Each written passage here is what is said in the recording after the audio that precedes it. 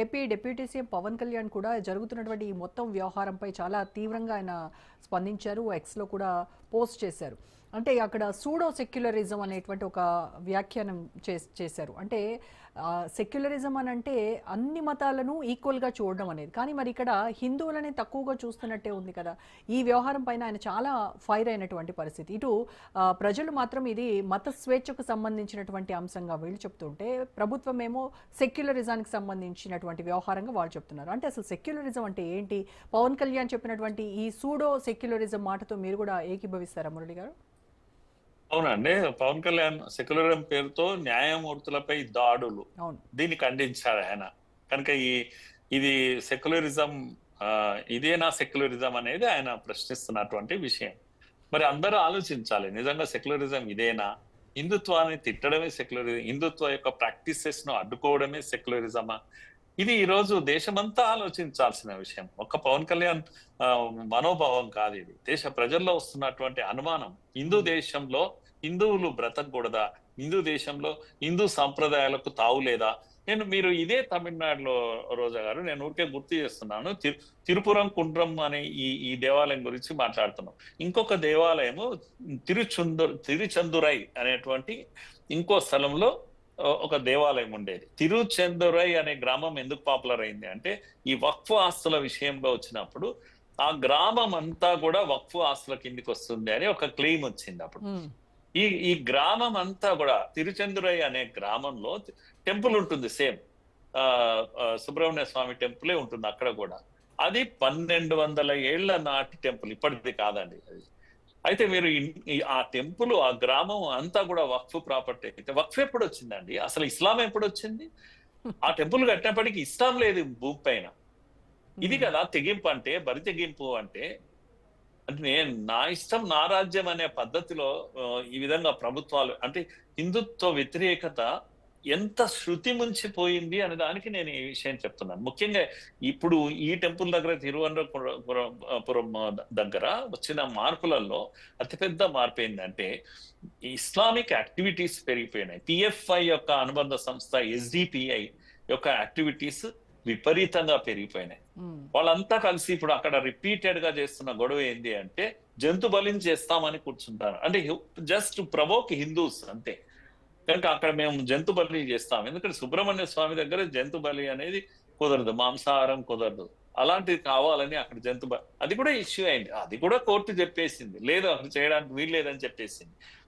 ఇన్ని అంటే ఏమంటాం, అడుగు అడుగున అవమానాలు అంటాం కదా, అలాంటి పరిస్థితి ఈరోజు తమిళనాడులో, కేరళలో, ఇవన్నిట్లో దేశం అంతటా కూడా ఈ పరిస్థితి. హిందువులు తప్పకుండా ఆలోచించుకోవాల్సిన సమయం వచ్చేసి, ఎంత ఇటువంటి పరిస్థితులు. ముఖ్యంగా ఎస్ఐఆర్ అనేది ఈరోజు పెద్ద ఇరిటెంట్ గా మారింది స్టాలిన్ కు. అక్కడ కూడా ఇప్పుడు ఎస్ఐఆర్ కాబోతుంది. కేరళ, తమిళనాడు, ముఖ్యంగా బెంగాల్లో చాలా పెద్ద ఎత్తున మనం కళ్ళతో చూస్తున్నాము, టీవీలో చూస్తున్నాము. వందల వేల మంది బంగ్లాదేశీయులు పారిపోతున్న దృశ్యాలు చూస్తున్నాం మనం. మరి మీరు ఎందుకు, వీళ్ళు వెళ్ళిపోతే మీకు సమస్య ఏంటి? నేను దేశ ప్రజలందరినీ, హిందువులే కాదు అసలు మొత్తం యాజ్ ఎ నేషన్ మనం ఆలోచించాల్సిన సమయము. ఇవన్నీ పార్లమెంట్ లో మాట్లాడుతున్న మాటలు విన్నంటిని అర్థం చేసుకోలేమా మనము? ఎందుకు ఎస్ఐఆర్ వద్దంటున్నారు? ఎవరు వీళ్ళు? ఎస్ఐఆర్ చేస్తే ఏమవుతుంది అంటే, ఓటర్ లిస్ట్ శుద్ధి అవుతుంది. మళ్ళొక్కసారి ప్రతి ఇంటికి వెళ్ళేసి ఓటరు, నిజమైన ఓటరు ఉన్నాడా లేదా అనేది లిస్ట్ తయారవుతుంది. ఇది చేయడం తప్ప అని నేను అంటున్నాను. ఇది చేస్తే ఏమవుతుంది, వాళ్ళ బ్లాక్ ఆఫీసర్స్ వాళ్ళు ఆత్మహత్యలు చేసుకుని చనిపోతున్నారు. ఏంటి అది? ఆ ఆర్గ్యుమెంట్ ఏంది నాకు అర్థం కాదు. ఆఫీసర్స్ డోర్ టు డోర్ వెళ్ళి చేస్తున్నప్పుడు ఎవరో ఒకరు ఏదో ప్రాబ్లంతో చస్తే ఈ పేరున చనిపోతున్నారు, ఆత్మహత్యలు చేసుకుంటున్నారు, పని ఒత్తిడి పెరిగిపోయి, ఇలా వంక పెట్టి ఎస్ఐఆర్ ఆపాలి. ఎందుకు అని అంటే, పారిపోతున్న బంగ్లాదేశ్లు ఇక్కడే ఉండాలి, ఇక్కడ ఉంటే మాకు ఓటు బ్యాంక్ అది, వాళ్ళను మేము కాపాడుకుంటాం అని ఇంత ఓపెన్ గా చెప్తుంటే, భారతీయులుగా మన పని ఏంటి? వీళ్ళను ఎలా శిక్షించాలి మనం? ఇలా మాట్లాడే వాళ్ళని అందరినీ కూడా, ఇది హిందూ ముస్లిం సమస్య కాదండి. భారతదేశంలో ఏ ప్రభుత్వాలు ఉండాలి అనేది భారతీయులు నిర్ణయించాలి. భారతదేశంలో పుట్టి పెరిగిన వాళ్ళు నిర్ణయించాలి. కానీ ఎక్కడి నుంచో వచ్చిన రోహింగ్యాలు, ఎక్కడి నుంచో వచ్చిన బంగ్లాదేశీలు, అక్రమ చొరబాటుదారులు వాళ్ళు ఇక్కడ ఉండి ఓటేసి ప్రభుత్వాలు నిర్ణయించాలనా, వాళ్ళకి మనం భోజనం పెట్టాలనా ఇక్కడ ఉంటుంటే? ఇప్పుడు ఇంటర్వ్యూలో కూడా వాళ్ళు చాలా క్లియర్ గా చెప్తున్నారు, అవునండి మా దగ్గర ఏ పేపర్స్ లేవు, మేము వెళ్ళిపోతున్నామని చెప్తున్నారు కదా. అయినా మనకంటూ ఏమి ఇది ఉండదా? కళ్ళకు కనపడుతున్న నిజాన్ని కూడా మనం నమ్మమా? కనుక వాళ్ళ కోసం పార్లమెంట్ లో ఫైట్ చేసే ఈ దుర్మార్గులు ఎవరు? ఇది కదా అసలు సమస్య. వాళ్ళు అంటే ఇక్కడ ముస్లింలని కాదు, బంగ్లాదేశీయులు కదా, రోహింగ్యాలు కదా, ఈ దేశవాసులు కాదు కదా.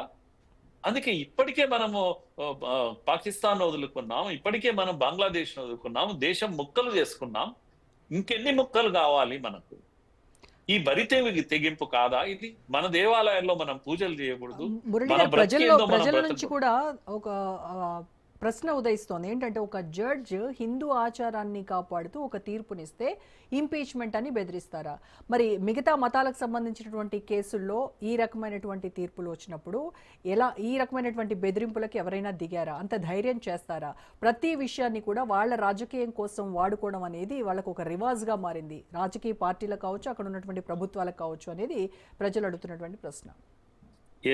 ప్రజలు అడుగుతున్నారు ఈ విషయాన్ని, ప్రజలు గమనిస్తా ఉన్నారు. కనుక వర్షిప్ యాక్ట్ అంటే ఏందండి అంటే 1947 తర్వాత ఇంకా ఇప్పుడు ఏ దేవాలయం ఇది పోగొట్టుకున్నా, లేకపోతే ఇస్లామిక్ ఫోర్సెస్ వాళ్ళంతా కబ్జా పెట్టినా మీరు అడగకూడదు అని హిందువులకు చెప్పారు. హిందువులకు ఏం చెప్పారంటే, అయ్యా ఇంకా ఏ డిస్ప్యూట్ లేదు, 47 తర్వాత స్వాతంత్రానికి ముందు ఉన్నట్టు, స్వతంత్రం కూడా కాదు, ఇదేంటి అయోధ్య టెంపుల్ అది కూల్చాక ఆ తర్వాత వచ్చే ఏ ఇష్యూ టేకప్ చేయం మేము. కనుక ముస్లింలు కట్టినా కట్టకపోయినా టేకప్. ఏంటి ఇది అసలు? ఈ ప్రతిబంధకం ఏంటి అసలు? హిందువులు కోర్టుకు కూడా వెళ్ళకూడదట, వాళ్ళ టెంపుల్స్ గురించి కోర్టుకు కూడా వెళ్ళకూడదు. వర్షిప్ యాక్ట్ అదే చెప్తుంది. ఈ దేశంలో హిందువుల పైన ఇన్ని ప్రతిబంధకాలు. హిందూ దేవాలయాలు ఎవరి చేతిలో ఉన్నాయి? హిందువుల చేతిలో ఉన్నాయా? కాదు కదా, ప్రభుత్వం చేతిలో పెట్టుకుంటుంది. అదే మస్జిద్లు తర్వాత చర్చిలు ఎవరి చేతిలో ఉన్నాయి? వాళ్ళ చేతిలోనే ఉన్నాయి. ఇంత దుర్మార్గం ఏంటి అసలు? హిందూ దేశంలో హిందువులకు ఇన్ని ప్రతిబంధకాలా, ఇన్ని సమస్యలా? స్వేచ్ఛ ఉండకూడదా? చివరకు దర్గా అని అదే అని ఆపేస్తారా? అంటే కోర్టు చెప్తే కూడా, అయ్యో మేము పూజలు చేసుకుంటాం, మా దేవాలయంలో మేము పూజలు చేసుకుంటాం కార్తీక మాసం అని కోర్టుకు పోవాలా హిందువులు? పోయిన కోర్టు చెప్పితే అరే చేసుకోనివ్వండి అని చెప్తే కూడా చేసుకోనివ్వరా? ఇది అమ్మ అసలు సమస్య అంతా కూడా. కనుక సమస్య ఎవరితో లేదు, సమస్య ప్రభుత్వాలతో ఉంది, సమస్య పార్టీలతో ఉంది, పొలిటికల్ పార్టీలతో ఉంది, వాటి ఆలోచన తీరుతో ఉంది. కనుక ఇప్పుడైనా హిందువులందరూ ప్రమాదం ముంచుకొస్తుంది, ఈ ప్రమాదం ఇంకా ఎక్కువ అవుతుంది. కనుక వెంటనే మేల్కొనాలి, ఇలాంటి శక్తులకు గుణపాఠం నేర్పించాలి. కనుక ఎలక్ట్రానిక్ ఓటింగ్ మిషన్ తప్పు చేయిస్తుంది అని అంటారు, ఎలక్షన్ కమిషన్ తప్పులు చేస్తుంది అంటారు, జ్యుడిషియరీ తప్పు జడ్జిమెంట్స్ ఇస్తుంది అని చెప్తారు.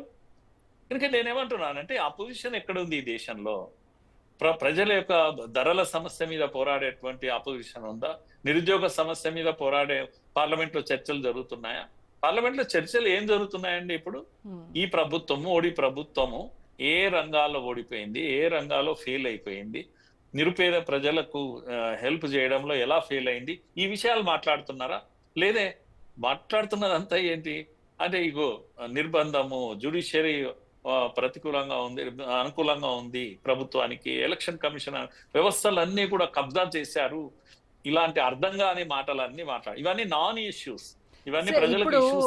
అంటే జడ్జి పైన ఈ అభిశంసన ఏదైతే ఉందో ఇది ఎంతవరకు పాస్ అయ్యేటువంటి అవకాశాలు ఉన్నాయంటారు? కావాల్సినటువంటి మెజారిటీ ఉంటుందంటారా ఇంపీచ్మెంట్ కి?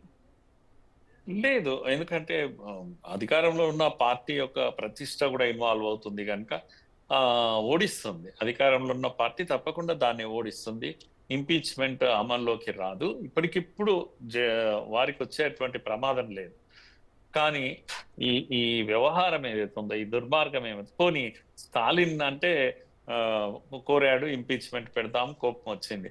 మిగతా ఇండి కూటమి వాళ్ళంతా కూడా సంతకాలు ఎందుకు చేశారు? స్టాలిన్ కి అంత నెంబర్ లేదు కదా, ఒకటే రాష్ట్రం కదా.